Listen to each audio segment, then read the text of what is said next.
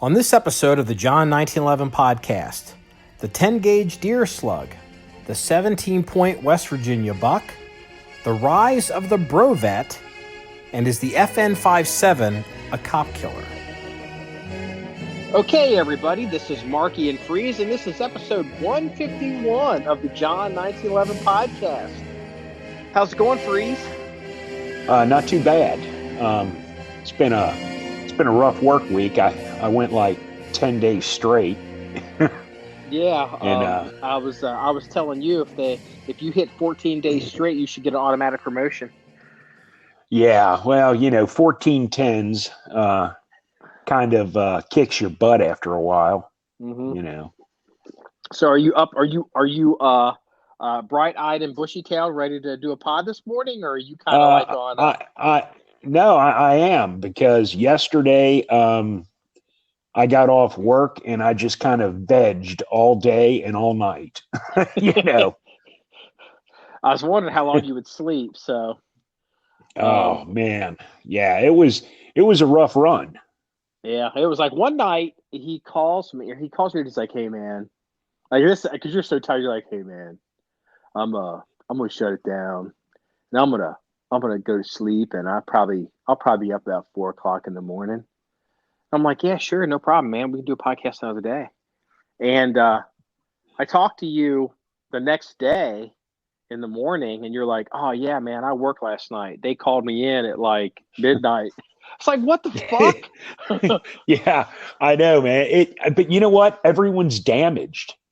Yeah. I mean, we've got like 3 different people out on disability right now, and we're shorthanded anyway. And I mean, I'm half damaged. So it's like, I mean, the people that are still working are all damaged. It's like we're a mess. I was around the other day, something, and it with firearms, and they did something, and I looked at them. I said, "Hey, you better be careful. Workman's comp is not what they tell you it is. It's not worth it." And then like one of the senior guys is like, "Man, he's not kidding." It's like, yeah, you don't want that shit. So no. Hey, this is just some old business because I didn't really get a chance to follow up on it. We had a guy PMing us on Facebook asking about 10-gauge slugs, and I was like, "I'm gonna call Freeze. Freeze will take care of this." I don't know what the fuck. Yeah, I was at work and I jumped on it when you texted me. And man, all I can say, slugs in 10-gauge. Oh yeah. Federal makes them. But man, most people use 10-gauge for like duck hunting and goose hunting. Man, you're one hell of a ballsy bastard if you're going to shoot a 10-gauge deer slug out of that thing. Oh my God. I mean, that thing's going. Is that when you go to the gun store and you ask for the 10-gauge deer slug, the guy pulls it out and the box is covered in dust? For real? Well, look, first off, you're not going to find 10-gauge deer slugs in your average store. It's just one of those things. I found a link for an online place that had them in stock, and they're like, I want to think they're like $150 a round or something like that, which really isn't that bad. I mean, because hey, it's a 10-gauge. It's not like you're going to be racking 20 or 30 of those bad boys out of it, Yeah. You buy a couple boxes and you're good for deer hunting for a couple of years. Is that why the guy wanted it, for deer hunting? Oh, I'm assuming. Why else would? I mean, if you're using a 10-gauge for self-defense, man, you might want to rethink your self-defense weapons. I mean, the only thing I can think that you would want a deer slug for, it would be deer. Yeah. I mean, maybe the guy's going to start a YouTube channel, be like, all 10-gauge all the time.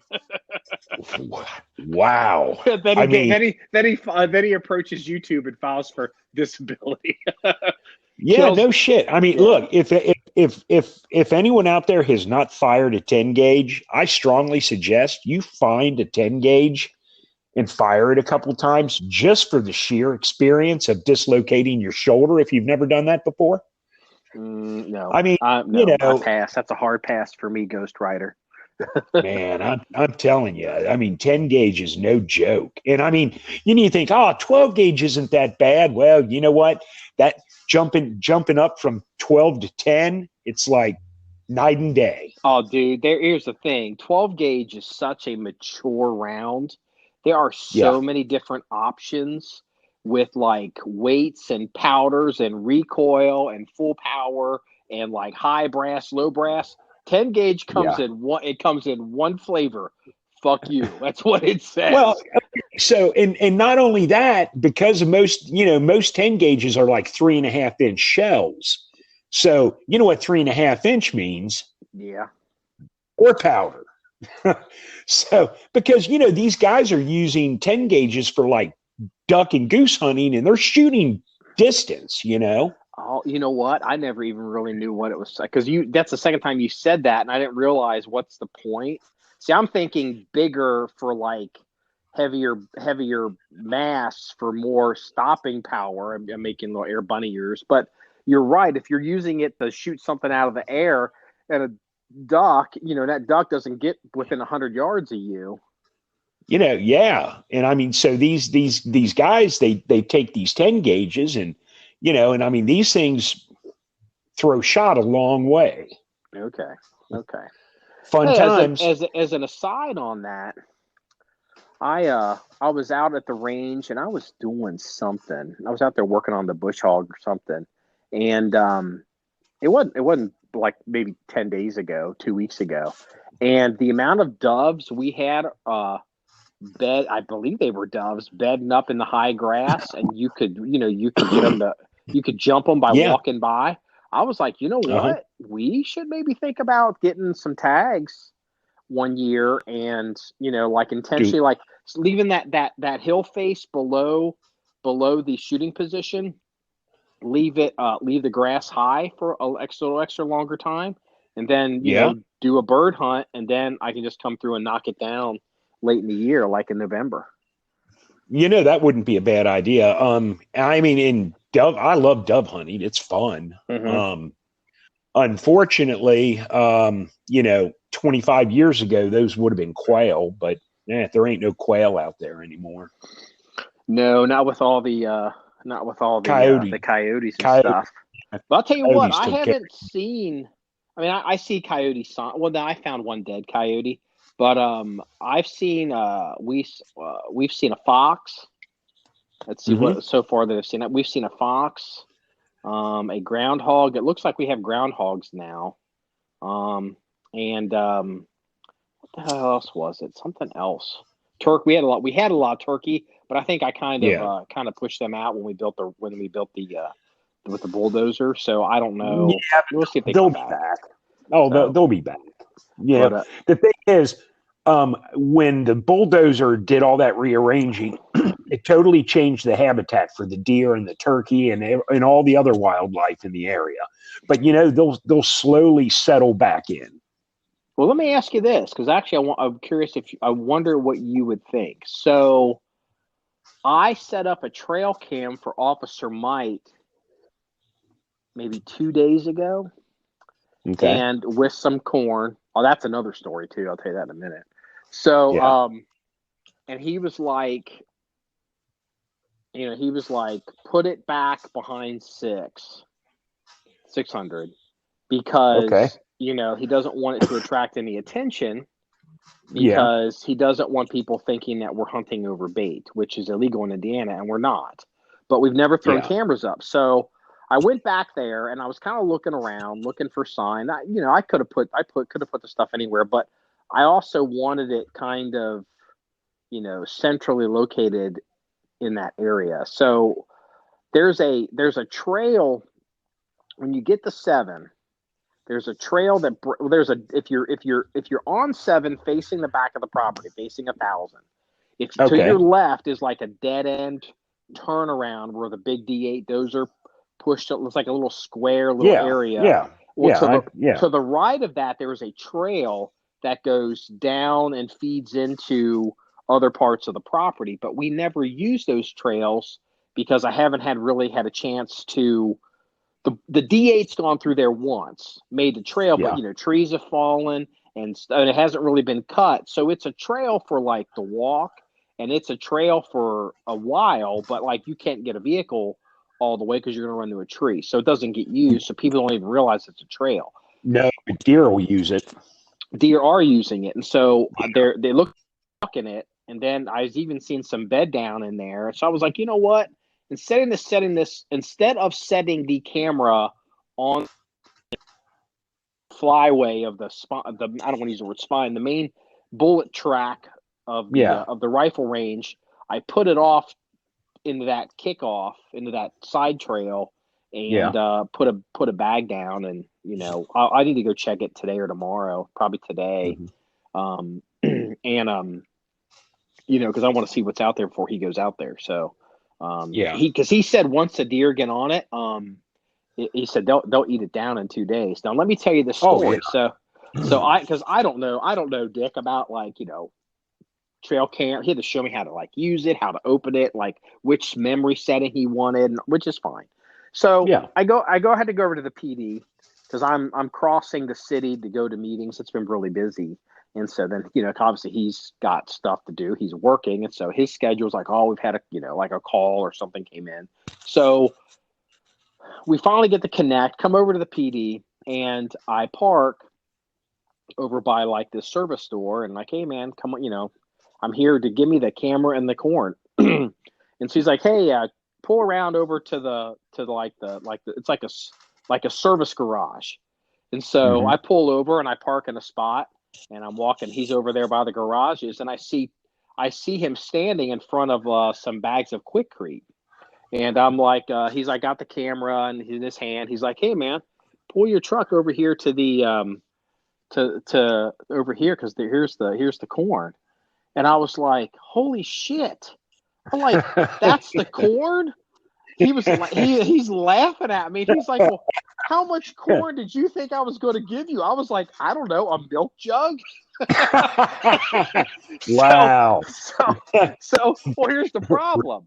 The back of the truck is full of guns, and I'm not going to throw 100 pounds of corn on top of my sniper rifles. So it's like, well, hold on, let me put the back seat down and throw this corn into the back of the truck.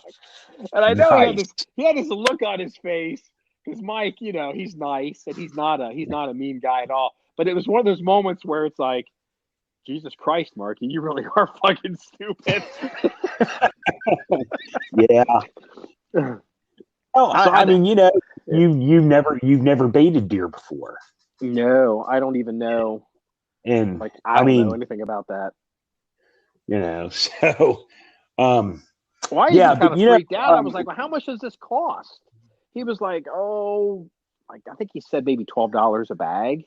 It's got molasses in it or something. It's got a lot of stuff in it. But if you go up to the feed mill, that's not too far from the farm. You know where it is. We drive by it. I talked to them about buying grass. So yeah, you can get. The last time I bought corn from them, it was like $7 or $8 for a 100-pound bag. Yeah, I don't know. I mean, again, I don't know. This is not straight corn. It's a product that's packaged for deer. It's got molasses in it or something and other shit. That's fine, but I feed the deer out here at the house, and I just use regular corn. They eat it and they appreciate it. Yeah. You don't need anything special for deer. Now, one thing I do want to do in the spring is I want to put down a couple mineral blocks for the deer. Okay. Like a salt block, but it's brown, but it's got other minerals. And what that does is, you don't want to hunt over the salt blocks because, again, that would be constituting bait. But, you put them in a couple areas where the deer are bedding down or they're hanging out in an area that you're not hunting over. And what that does is that, one, they need the salt, but the minerals in it help promote it keeps them healthy and it promotes rat growth, and they're like $7 or $8 for a 30 or 40 pound block, you know.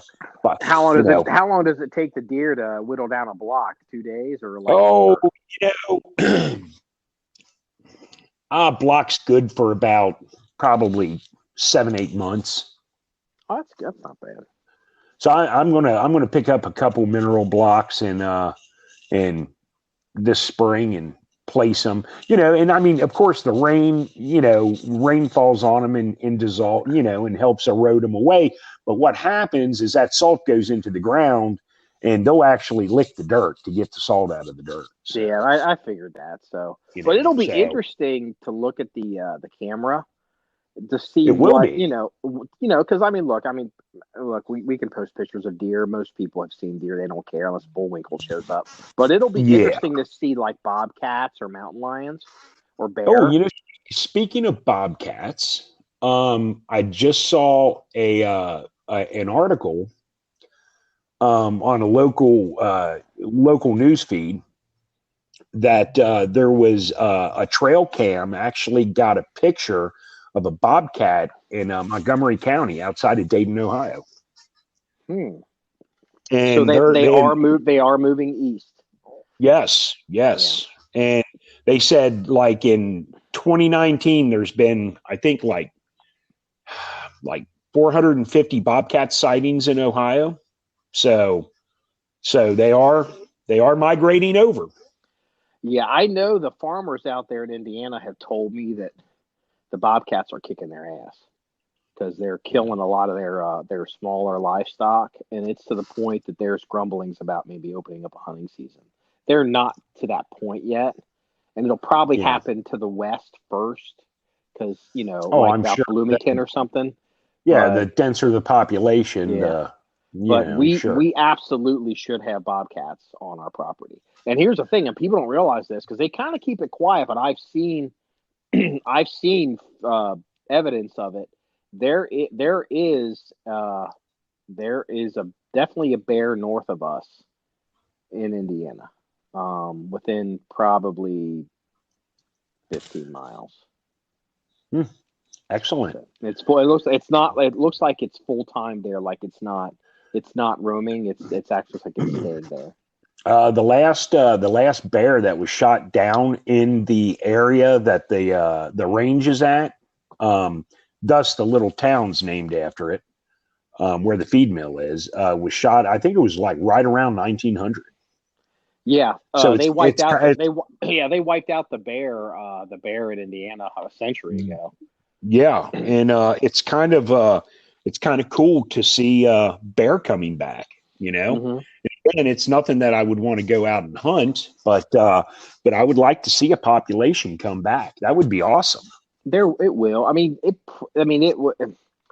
you and I will be very old men, before that even gets to the point where it becomes common. But yeah, they're back. Oh, they're definitely coming back.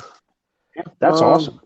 Hey, speaking of hunting, you had sent me the article and I'd already seen it. The 17-point buck in West Virginia? Yeah, man. Wow. And that guy, I guess I read the article on this. So this guy in West Virginia, he took this buck. I think he's an archer. I don't think he's a gun hunter. And he, quote, has been tracking this buck for 6 years. Yeah, he's been tracking this buck since 2013. Mm-hmm. And look, this guy is so freaking lucky. I mean, first off, it's a 17-point buck. I mean, that's amazing in itself. But the fact that he's been tracking this buck for this many years and no one else harvested it or it didn't get hit by a car is amazing. Because I'll tell you what, I was tracking a big old buck for 5 years. I remember this. And some guy harvested the buck during early bow season, and it was just like, damn it, Yeah. I mean, and I had several opportunities to shoot the buck, but he was a nice rack, and I wanted him to mature, so I passed him up. And then, the year before he was killed, I saw him on 2 different occasions, but I never had a shot at him because he was too far away. And, I was bow hunting and he was too far away, and the next year, early bow season, bam, a guy down the road got it. And it was like, damn it, but hey, that's why it's called hunting and not killing. Yeah. Yeah. So we did I was like, what part of West Virginia was that taken in? And you were like, Mingo County. And I was like, that explains it. Mingo County is pretty rural back in there. Yeah. Deer could go back in there and get lost. Okay. I'm not familiar with West Virginia, so basically West Virginia, you've got a highway that goes north south. And then you got a highway that kind of, and that's off to the eastern side of the state. And then you've got a highway that kind of comes in through, through Huntington into Charleston and turns and merges with one of the southbound highways and then turns back to the east. My point is, and unless I'm missing some big ass highway, down in southwestern West Virginia, there's no big ass highways, so there's no big ass towns. Yeah, over there, it's pretty rural. It's a lot of state routes and, then it's mountains too. And the thing is, like, a lot of people don't really understand this. Like, if you live in Colorado or maybe like Wyoming or something, and like you look, or Montana, and you look off and you see the mountains off to the, how far are those mountains? They're 70 miles away. Oh, it's interesting. Well, in like places like West Virginia, I've used this example before. West Virginia geographically is very similar to North Korea. And what happens is when you live in a place that's like that, unless somebody builds a road to the top of the mountain, most people don't go up into those mountains because it's fucking hard. They spend their whole lives in the bottoms. And so you have all these areas in the state where people never go. Very few people, because you have to bust your ass to get up there. I'm not saying it's like trying to climb Mount Everest. It's not. But if you go drive through West Virginia and you look at a mountainside, like, they're little mountains, but you'll see areas where people, there may have been a dude that hasn't been on the face of that for 10 years. Yeah. Well, yeah, no, that makes sense. And by the way, for the record, this buck in West Virginia, I guess they aged it. They checked the age on it, and they say it's about 9 years old. So that's old. That's an old deer. So, yeah, that's getting up there. So, and I'm glad we talked about the buck, and also because it's really important because Jeffrey Epstein didn't kill himself. I love that. Oh man, I'll tell you what, between the Epstein memes and the freaking lady yelling and the cat responding memes, I'm just I don't know what's that. Oh, what's the cat meme? Oh, there's a meme where it's got, and I know you've seen both the pictures separately. It's a meme with like an angry lady pointing her finger and yelling with a friend behind her, and then there's another one with a cat like sitting in a chair at a table, and people are just posting all kinds of crazy memes, where the lady, where the lady. I've seen the cat sitting at the table, but I didn't really know where that was coming from. Yeah, well, and there's just, I mean, the memes are just insane. I mean, they're all over the place. And I mean, people are adding different, obviously there are different captions and words. Like, for example, I might have even sent you the one. Did you see the one I sent about Jim Jones? No. To you. Okay. So it's like a 3-picture meme. The top picture's got a picture of Jim Jones with his arms spread, and it says Jim Jones. And then the bottom left picture is the lady pointing towards the cat. It says, "There's a reason people don't joke about the Jonestown massacre." And then the cat's looking over at the lady sitting at the dinner table, and it says, "The punchline's too long."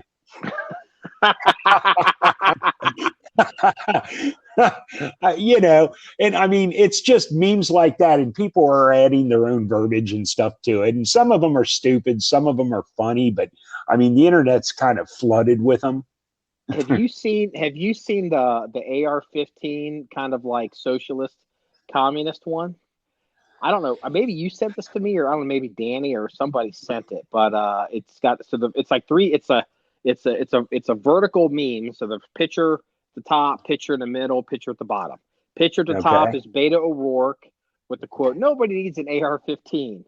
Picture in the middle, Bernie Sanders. "Nobody needs $1 billion."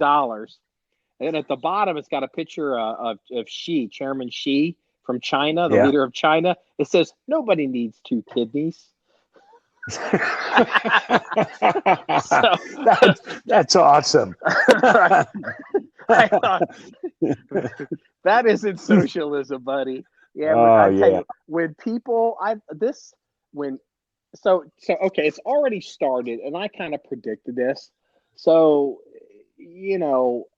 if China ever becomes the next great, like,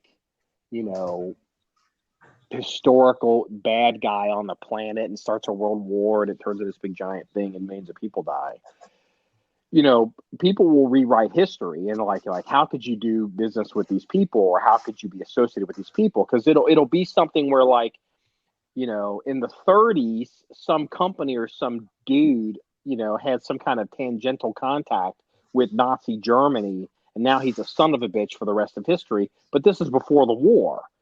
Well, yeah. What's already started happening is now somebody is You trying mean to kind of like Charles Lindbergh? Yeah. So somebody, he really liked the Nazis, but he liked Yeah. them. Yeah.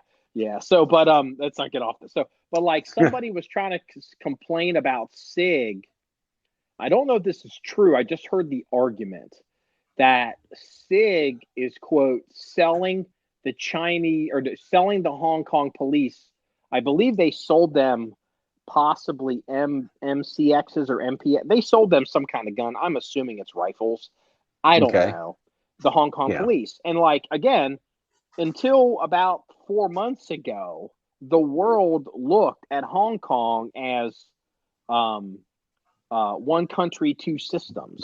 Like Hong Kong they have their own passport. They have their own banking system. It's like if you are a citizen of Hong Kong, you have your own Hong Kong. You don't have a Chinese communist mainland passport, and so it's easier to do business. And so here's the thing. So now they're trying to say SIG is supporting the police who are like killing and beating protesters in Hong Kong. And it's like, well, wait a minute. When did they sell them these guns? Was that like 6 months ago or 2 years ago? And I'm sure it was, but people are trying to do the gotcha game with that whole argument. Yeah. And like, when's it going to happen when, when World War just this, I don't believe this is going to happen, but I'm just going to use it as a device to explain a theory. When World War III happens and people are all up in arms about the enemy, just like they were on September 12th. And they're looking around their house and all this shit that says "Made in China" on it. Who's going to get whacked over the head with a baseball bat for supporting the enemy because your shit was made in China, or you have a factory in China, or you do business in China? You know what I mean? I mean, like, if you get caught on the wrong line on some map during some war, I'm surprised more and more American companies haven't looked at this and been like, we got to get the fuck out of here. Move our shit to Vietnam. Yeah, well, but companies like Walmart, they're just they're just going for the money grab now.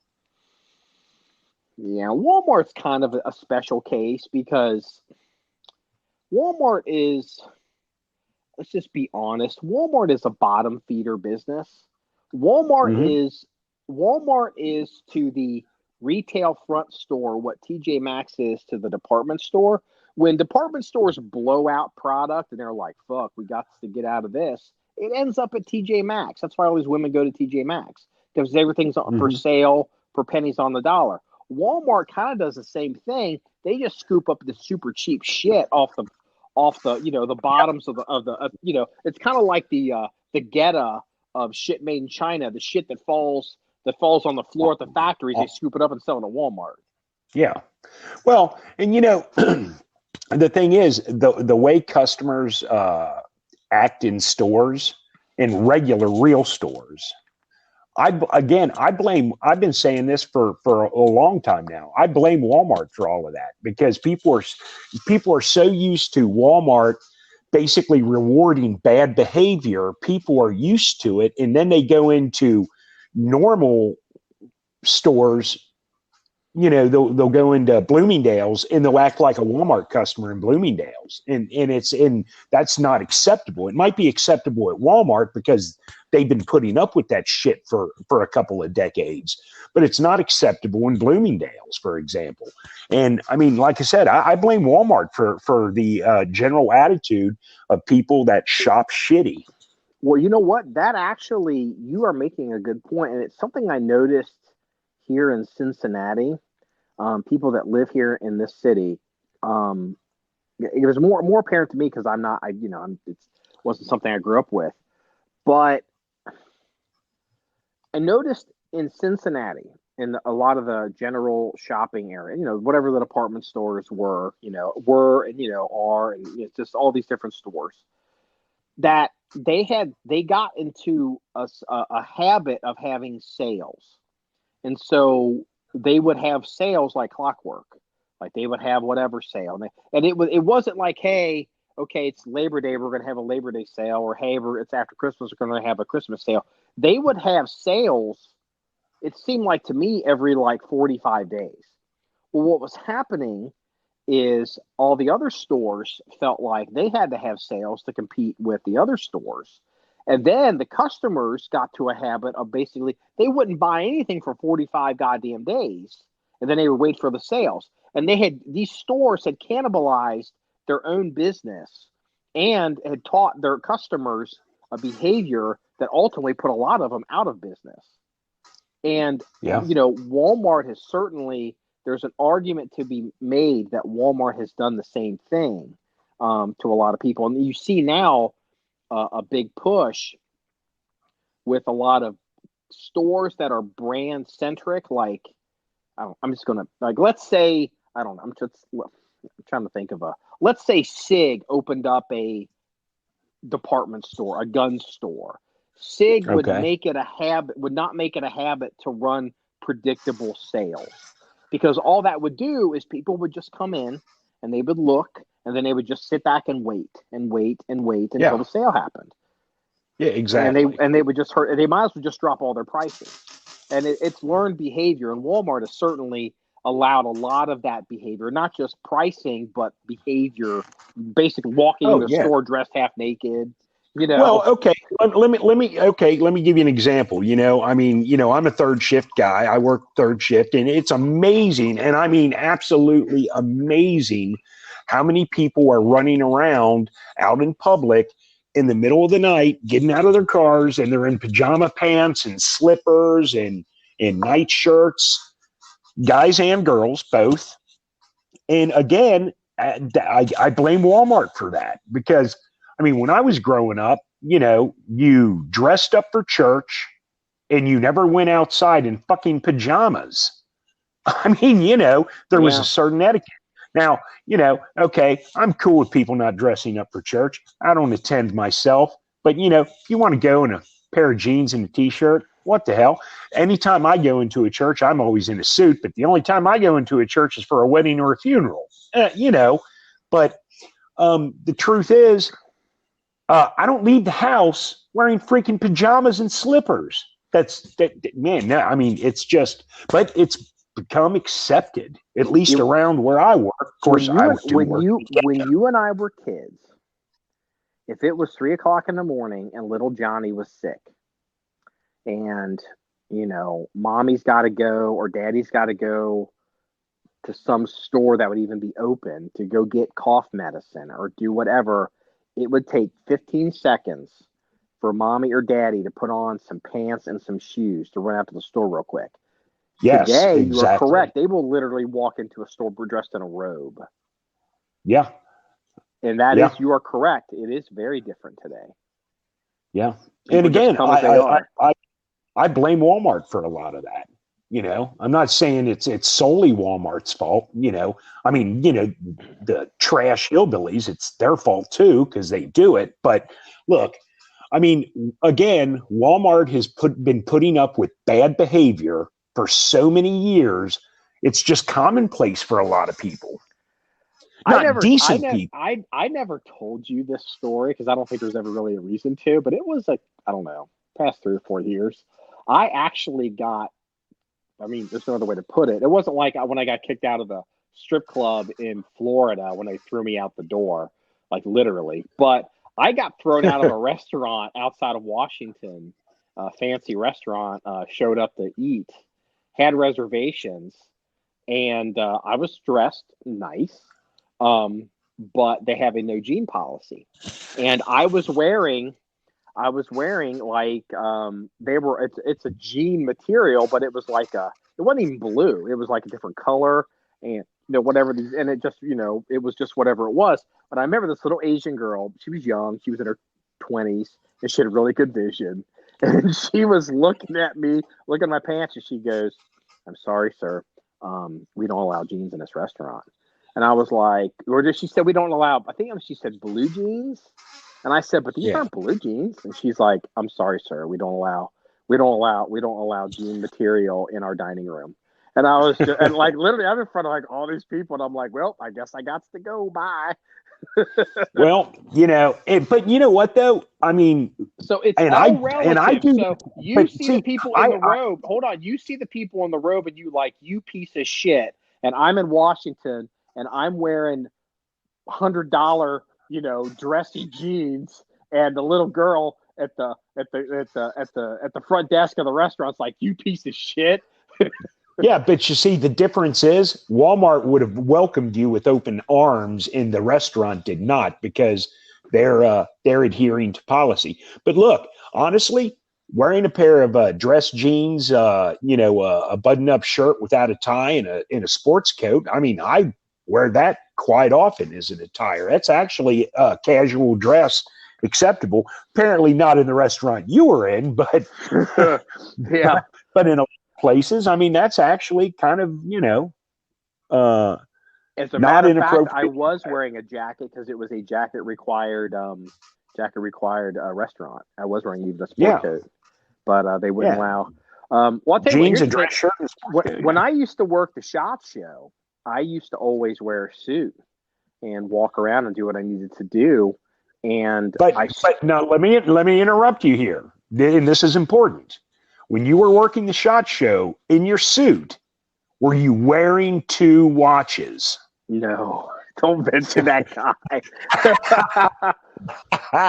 God, that guy. We will never mention his name. Don't mention his name ever on the podcast. What a douche nozzle. Yeah. So, and I used to wear a suit because I was there on business. And here's the thing: I remember there was the CEO, president of this gun company, and I was supposed to hook up with him, and we're going to talk about something for this military organization. It's nothing cool, but it's not like it's not Delta Force or that bullshit. But it was the government was involved and there were rules, and so we had to talk. And so he was like, "Hey, you're going to be a shot?" I'm like, "Yeah, we'll just do this in person." So they have a big booth. It's a well-known company, and there's all these guys walking around, in 511 pants and these bullshit shirts and all that kind of stuff. And it's busy, and I'm wearing a suit, and the whole booth is busy. Everybody's busy, and I just stood there, and I just put my eyes onto the president, and he's walking around doing his thing, running his booth, doing whatever. Put my eyes on it. It didn't take but maybe 90 seconds until he looked up and he saw me, and he was like, "Oh, hey, are you Marky?" I'm like, I shook my head. He's like, come here. And I came around, and he and I went and we had a talk. And I remember some guys, I distinctly remember 1 or 2 guys who were, I guess, patronizing the SHOT Show kind of giving me dirty looks, like, who the fuck does this guy think he is? And it was like one of those things. It's like, well, obviously I'm the motherfucker here with the money because you're dressed like a fucking slob.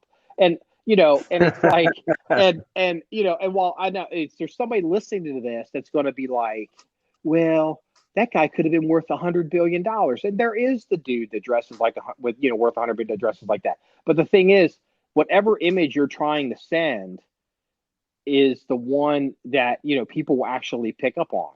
And so, I'm not there at the SHOT Show picking up guns. Oh man, we should buy a couple of these, or this is awesome. Because half the people at the goddamn SHOT Show are not industry people anyway. They shouldn't even fucking be there. Yeah, some of them are just tire kickers. It's bullshit. And it's just like they're in everybody else's way.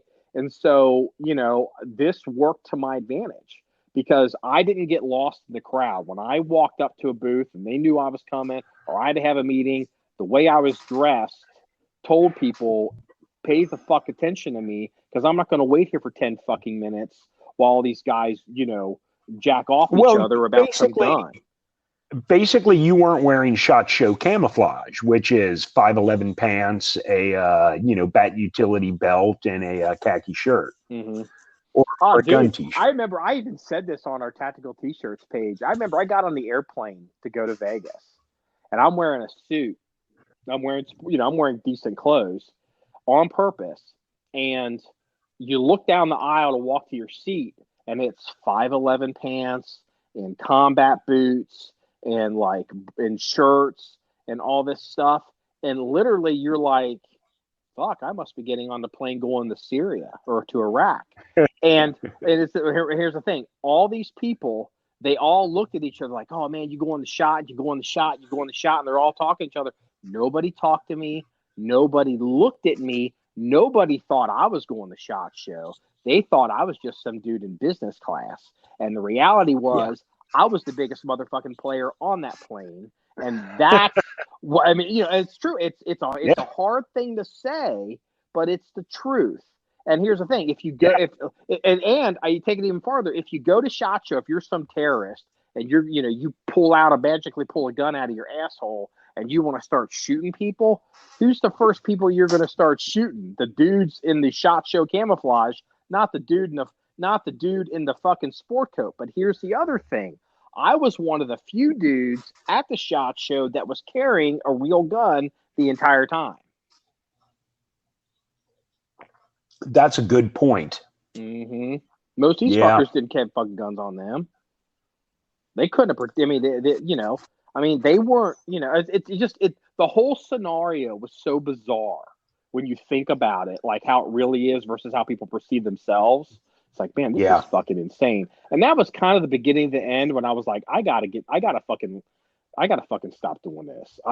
Actually, you know what? I didn't tell you this. I had a business call yesterday with a guy, and we can't say who and why and what, but he was asking if, what shows do you go to? Because he wants to have a meetup. He works for this company. Yeah. He's like, you do SHOT, do you do NRA, do you do EWA in Europe, Milpol in Paris, EWA, which is usually in Germany, Milpol is in Paris. There's one in the UAE, and I think there's even one in Asia somewhere, and maybe Singapore. And so, because it's a worldwide company, and I'm like, dude, I said, I worked the shows. I can easily get in the show you want if it's convenient. Yeah. And then he started talking to me about, we want to have a meeting in the U.S. He's like, oh yeah, we'll take you shooting. And I was like, dude, I had to stop him right there. I was like, dude, I'm gonna be honest with you. I don't need to go shooting if I come down to your offices here in the United States. Said, you don't need to take me shooting. We have our own gun range. I'm shooting 4 days a week. I'd rather go have a steak. You're not doing me any favors. I shoot for a living. He was like, okay. But you know what, though? In all fairness, a lot of the people that he deals with would enjoy that because they don't shoot 4 days a week. And, he was just extending, an olive branch, which is cool. But in, your particular case, you don't need that. Yeah, I don't need it. And also, sometimes this is my character flaw. Sometimes I have to remember that other people forget.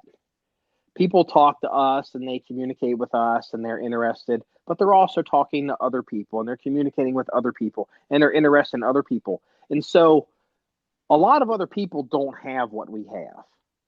We've got our Yes, own range exactly. facilities. We have our own armory. We have our own weapons. We have our own, we're doing stuff over here. We don't need them. And so they just forget that, no, man, we don't need the dog and pony show. I mean, for one, it's inconvenient for everybody, to have to fucking get a facility or take people out the facility and then waste a bunch of time shooting all this shit. It's like, look, But dude, you're going to waste the majority of a day just doing that. yeah, it's like, look, I'd rather just come into town, come to your offices. We could go to dinner at night. We can, I'd rather eat a steak. We can just talk about it and easy peasy out. It's like, Mm-hmm. unless there's some like, oh my God, we got this new great, phase plasma rifle in the 40-watt range that nobody's ever seen Well, before. look, I mean, if you're going out there to look at like, a barrel for your blazer or something, it might be nice to go to the range to run a couple rounds down it. So I'm not saying that it wouldn't be convenient, but the truth is, if you burn a day traveling to meet with these people shooting at the range, that's just one less day you get to shoot at our range. Mm-hmm. And I mean, hell, it could be days. I mean, if I have to fly to Paris, realistically, that's 2 days just to get there for me. Because Yeah, the travel day and then the time change, and then it's yeah, some minimum. That's a yeah, 4 day just in travel. And people are yeah, like, oh, I yeah. could do it a day. I've done it plenty times in a day. But the thing is, when you leave to go to Paris or you come back from Paris, the rest of your day is done. It's toast. You're You're toast. toast. Yeah. And it's just like one of those things where it's like, nah, dude, we don't need to do this. It's fine.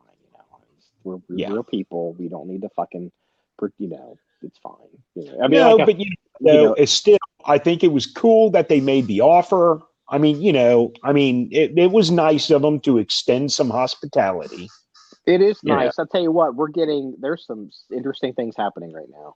And so, I'm just like, pack it up, ship it to the FFL, pack it up, ship. Well, this isn't an FFL thing. Pack it up, ship. Everything goes to the FFL. So, yeah. let's see. Anything else we're talking about? I guess the Well, crime you know what? story. Go ahead. Hold on. Before we get into crime story, let's talk about this BroVet. Oh, I already forgot Dude, about that.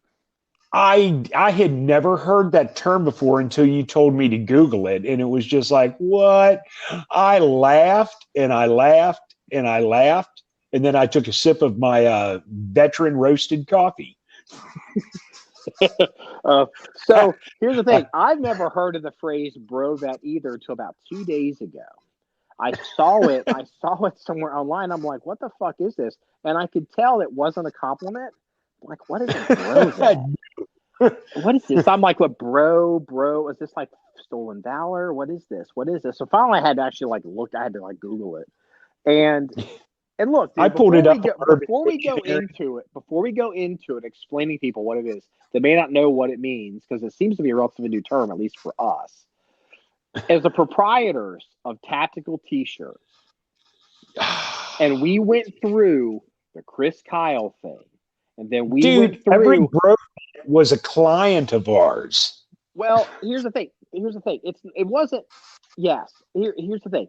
So, what a BroVet, if I get it, if I understand it correctly, a BroVet is a person who okay, like let's say they served in the military. Thank you for your service. Yes. That's great. We Mm-hmm. love you all.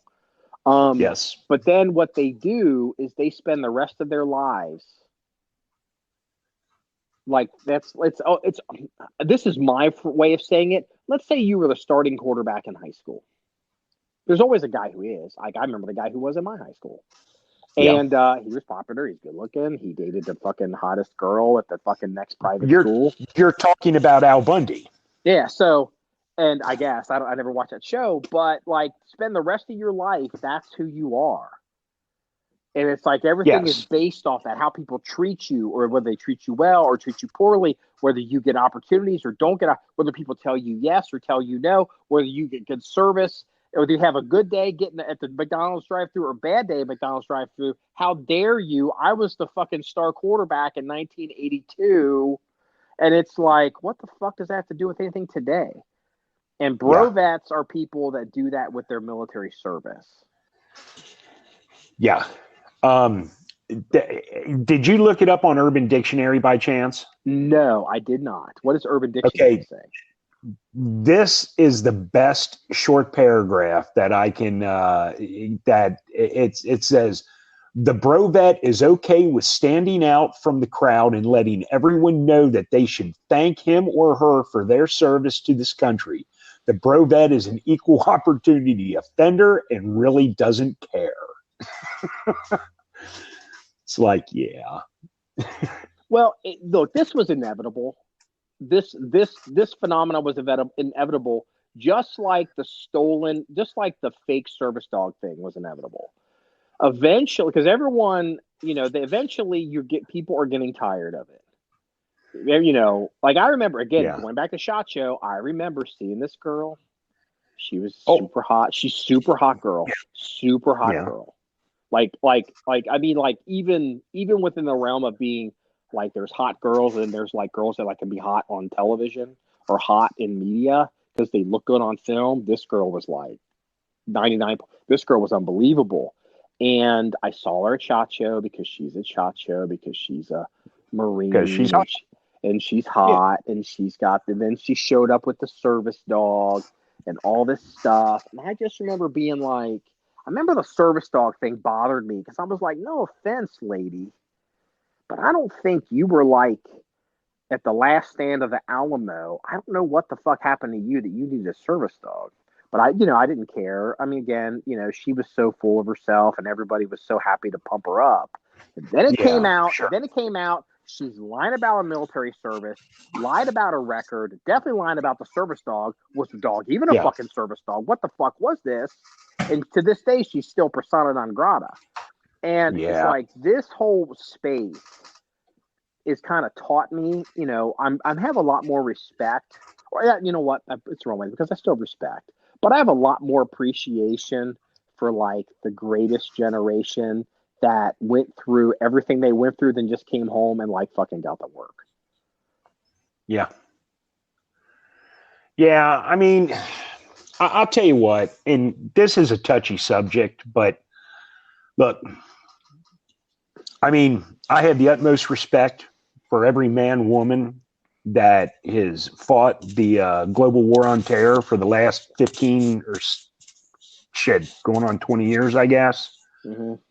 I do. And I understand PTSD is a real thing and guys that suffer from it. I mean, it's tragic. There's, man, I mean, so many suicides a day by our veterans and that really needs to be addressed better. But I'll tell you what, I'm getting real tired of hearing all these asswipes claiming PTSD. And I'm not necessarily talking about military veterans. You're seeing PTSD in the welfare field now. You get people that have lived on welfare from the time they were a child to the time they're an adult. And PTSD is a legitimate disorder for disability. And there's a ton of people that never served in the military, but they got PTSD and fibromyalgia and all this other bullshit. And I'm telling you what, I'm getting real tired of the PTSD bullshit excuse. Again, I'm not saying PTSD is bullshit. I understand it's a real thing, but let me tell you,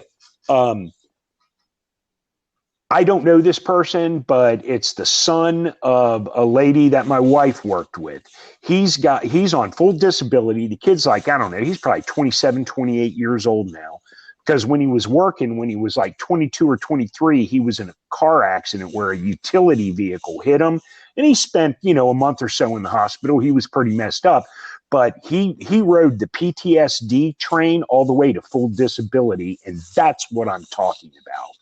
And I mean, I'm And when I see people with fake fucking service dogs, it just pisses me off because, again, I'm tired of the fakery because there's a whole lot of vets out there killing themselves on a daily basis because of this shit that needs to be addressed better. And then you've got these fools out here faking it to get a goddamn paycheck, every month. That's what I'm talking about. Oh, dude, there was an incident a few months ago. On a Delta Airlines flight, somebody got one of these dogs onto the plane because how dare you? And nobody ever wants to say anything because all you have to do is just get a dog and throw something around its neck, and it's a service dog or or all these different categories of dogs, and nobody knows what any of this means and who's regulating this, who's insuring this, who's certifying this. All this is just most of this is made up. And this dog got on this. Hold on, let me finish. Hold on, let me finish. The dog got on the plane and bit somebody else on the plane in their face. Tried to rip their fucking face off. And that's going to be a huge lawsuit. And what's going to happen is very quickly, airlines like Delta and hotels and restaurants are no longer. They're not going to be in a position where they're going to risk telling Sergeant York, who may be a hero, hey, what's the deal with your fucking dog? And it turns out they look like an asshole because it's all legit. They're basically now going to say, I'm sorry, sir, you cannot bring your dog into my restaurant unless you can bring $2 million of liability insurance and show it to me. And that's going to make it harder. It's going to clean up the industry, but it's also going to make it harder and more expensive for the legit guys because it's the only way to knock out the fake Amy Janes at the fucking SHOT Show with the fucking fake service dogs. Yeah, exactly. And it's going to suck for the legitimate people that really need the service dog. I don't know this person personally, but I know of them, and I have seen his service monkey. This guy. Oh, get the fuck out of here! Okay, this guy is all kinds of. Shitting me. I am not shitting you. He's all kinds of fucked up. Like 10, 12 years ago, he was all fucking drugged up and liquored up, driving around with his brother in a car, got into an accident, killed his brother. And he's been riding the disability train and PTSD and all this bullshit for the last dozen years, for the last decade. And he went down to Florida and actually lied because monkeys are not exactly something you can, you have to have special permits to own them. And like here in Ohio, you can't even get a permit. So he went to Florida, bullshitted his way through it, and he's got a service monkey. And I've seen the monkey. Cute little fucker. This monkey is cute as fucking shit. I mean, neat as hell. But the whole reason he's got this fucking service monkey is bullshit. The guy's bullshit. But, I can't hold it against the monkey because he is a cute little bastard. But, I've known people who have had pet monkeys when I was younger, and the monkeys ended up attacking people, and they got sued for millions of dollars. And it got to the point where insurance companies are like, oh, you have a pet monkey? We're dropping you. Like, we're dropping your homeowner's insurance. We're dropping your auto insurance. We're dropping you. Fuck you and your fucking monkey. Because monkeys will kill people. See, I didn't even know that about monkeys. All I see is this cute little monkey, and he's not that old. I mean, this monkey's not probably but a year old, And I think monkeys don't they live a long time? I don't know. There's stories coming out of Africa right now in one of these places, and maybe it's in Uganda, where there's a drought or something, and monkeys are killing children. Like this woman, there was a story, it was like a week ago. She was in her backyard doing her garden. She had her kids all around. She turned her back, and a monkey came out of the tree, grabbed her 2-year-old, drug it away, and they were chasing after it. It ripped its arm off. It ripped the child's arm off, and then it dug into its body and pulled both its kidneys out and ate them before they could even fucking do anything. Holy It's like, crap. This is crazy. Like, if you ever get a pet monkey around me, I will shoot that fucking thing. Well, I don't give a fuck about what Darwin says. I don't want any part of a monkey. I will shoot that fucking monkey. Well, that's okay. I will never have a pet monkey. I'm not, it took a year. it took a year for me to get a dog. So, I mean, I'm just not a pet person. But yeah, we're going to have to wrap this one up here soon because we're not going to be able to go too much longer. It's going to drop us. So, okay, cool. Here's I'm going to do the crime story and then we'll go ahead and get out of this. So I was talking to a guy who was telling me, it was at a gun store and I was like, oh God, I guess FN's going around and telling people that the FN 5.7 caliber round is the new hotness in Europe, that it's becoming their biggest thing. Well, hold on. His claim was that they're all freaked out about terrorists in Europe wearing body armor. So apparently all these cops over there, they're supposedly selling a bunch of this 5.7. And I was like, I'm literally like, my reaction was whatever. But it wasn't a few days later, 30 miles from this gun store in Dayton, Ohio, there was a detective on a drug task force doing a dope raid. And I believe the detective was killed by a 5.7 FN pistol, and the news is now calling the 5.7 a cop killer gun. Okay, now I did hear, I heard of the cop being killed, but I did not know, I didn't read the article, so I didn't know the details behind it. But you know, I hate how the media terms things cop killer. I mean, it's so bullshit. Mm-hmm. It's coming. You know, I mean, it's a typical example of guys. I mean, you get a bunch of these fucking media types who don't know the difference between a fucking shotgun and a pistol, but yet they want to label things cop killer because a cop was killed. I mean, you know, it. Yep. It's exhausting, and we've talked about this. So, I mean, I predict we're going to start seeing legislation against these bougie caliber, these bottleneck caliber handgun rounds. That's going to be the next one that they're going to try.